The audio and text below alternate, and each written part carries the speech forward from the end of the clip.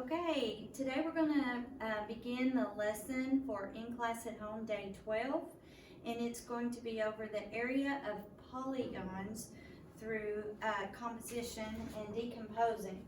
Okay, so let's take a look at our note page. I'm going to zoom in so you can see better. First of all, we have, this is called an irregular shape. It's made up of rectangles, but it's an irregular shape. And it starts off, here's an aerial view of a woodlot. If AB equals 10 units, so line segment AB, I'm going to put 10. And FE is 8 units. Here's F, here's E, 8. Line segment AF, 6 units, AF, 6 units, and line segment DE, DE is 7 units. Find the lengths of the other two sides. Well, the other two sides would be line segment BC and line segment DC, okay? So, there's different ways that you can go about doing this. And I'm going to try to use some highlighters and lighter color pens to see if we can divide this up. If I were to draw an imaginary line right through here, I know that from here to here is 6. That means from this point to this point is 6. And I know from this point to this point is 7, which means this point to this point is 7, which means 6 plus 7 is 13. So line segment BC is going to equal 13. 13 units. We don't know if they're talking about inches or feet or what here. So 13 units, drawing an imaginary line, breaking it into pieces, and then adding it together. Okay, now I'm going to look at this line segment DC. Well, I know if I have line segment AB is 10, from here to here would also be 10. And I know that this line segment here is 8. So 10 minus 8 would be 2. So that means this line segment here equals 2. Because 8 plus 2 is 10. So line segment DC is 2. Now, let's find the area of this irregular shape. Well, if I know that this particular rectangle here, let me grab some Post-its. This rectangle here, the dimensions are 6 by 10. That means the area is going to be 60 square units, just for that rectangle. Then I'm going to look down here at this rectangle that I get by dividing this part up, and the dimensions are 7 by 2, so that means the area is 14. If I add those together, I get 74 square units. 74 square units by doing that. Okay, now our next shape is the exact same shape, but they've given us different measures. So let's look and see what we've got here. Line segment DC is 10 units. So line segment DC is 10. FE is 30 units. AF is 28 units. And BC is 54 units. And we have to find the measure of the other two sides, which would be line segment AB and ED. So we could do this a variety of ways. One way, we could still draw a horizontal line here. And what's the measure of this line segment right here? If this is 10, then this is 10, and it means the whole line segment would be 40, because 30 plus 10 is 40. So AB is 40 units. Okay? Now, let's take a look. We've got to find what line segment ED is. ED. If we were to make an imaginary line vertically here, we know from here to here is 28. That means from this point to this point is 28. And if we see from here to here would be the same as from here to here. So from here to here is 54, so would here to here. So 54 minus 28 is 26.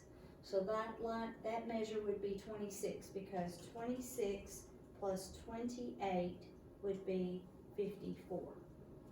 And if we were to find the area of this diagram, again, we would divide it up into rectangles. We could say 40 times 28, 28 times 40, that's 1,120. And then the area of this rectangle here would be 26 times 10, which would be 260. And if we add these two together, we get 1,380 square units. I believe I forgot to put the 26 for the measure of that segment. So let's move on. Let's take a look at this shape. It kind of looks like a U. And I see that almost every side has a measure, but right here does not have a measure, and right here doesn't have a measure, but I think, and right here doesn't, so I think we could probably figure those out pretty easily. If from here to here is 4, that means from this point to this point would also be 4 meters. If this point to this point is 9, then this point to this point would also be 9 meters. Now, we have to figure out this part right here. To find the area of a shape such as this, we would have to divide it into 3 separate rectangles. 3 separate rectangles. We would find the area of this rectangle, and this rectangle, and add those together. That's just one way we could find the area of this shape. But by doing that, we would need to find some information. Let's go on and find the measure of this missing side. It may not help us with the area, but let's do it anyway. From here to here is 2. From here to here is 2. So that's 4. From here to here is 7. That means from this point to this point is 7. So 7 minus 4 is 3. So that means that part right there is 3. Okay? And we need to find the area first of this rectangle here. Is it going to be 9 times 2 to find the area of this rectangle? No. It's going to be 2 times 4, which is going to be 8 square meters. And this one, 2 times 4, 8 square meters. Okay? So both of those. Now, let's look at the bottom. From here to here is 7, so the base of the rectangle is 7.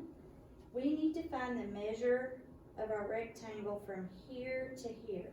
And it's not 9 because this point to this point is 4. This point to this point is 9. So 9 minus 4 is 5. So 7 times 5 is 35 square meters. And to find the area, we would add 8 and 8, that's 16, and 35. So we would add those together. Okay, and I got 51 square meters. 51 square meters for the area of the whole shape. That's by dividing it into 3 rectangles. But there's another way we could solve it. Take a look at the same diagram.